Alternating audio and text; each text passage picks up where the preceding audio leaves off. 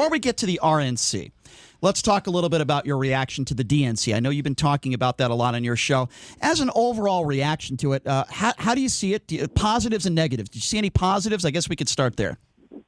Not really. I mean, the DNC was all about Donald Trump is a racist. Donald Trump is literally personally responsible for the deaths of 170,000 people because of the COVID-19. And Donald Trump practically literally strangled George Floyd.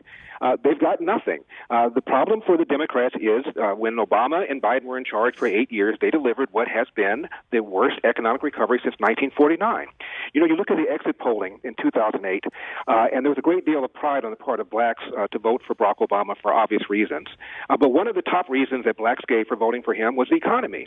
What happened? During a period of time for 3 years, black net worth fell about 30% from 2010 to 2013. Now, I don't blame that all on Obama, but I blame a lot of it on him because the reason for this decline in net worth primarily had to do with people losing their homes because of the recession.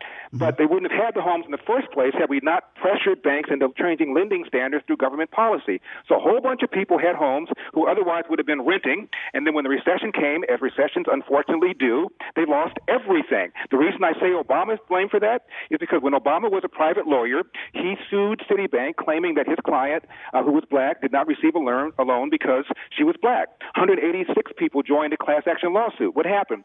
Citibank settled. Virtually every single one of the plaintiffs either was foreclosed, went into bankruptcy, or has horrible credit. Only about 10% still have their homes. My point is stupid government policy by the left, whether it's welfare state, whether it's the minimum wage, whether it's porous borders, whether it's anti-school choice, has made the country worse.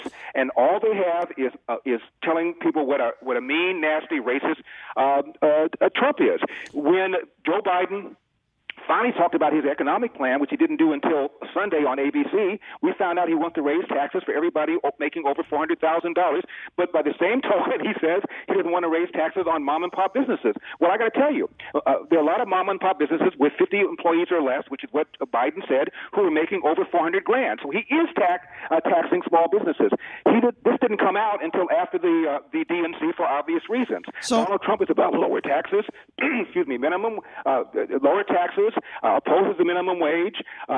He strengthens borders. He supports choice in school. And for crying out loud, he delivered the best economic numbers for blacks in history. It's tough to beat that if the number one reason that people typically vote for president is the economy, stupid. Well, look at the performance of Obama, Biden. Look at the performance of the first 3 years of the Trump administration prior to the coronavirus pandemic shutdown.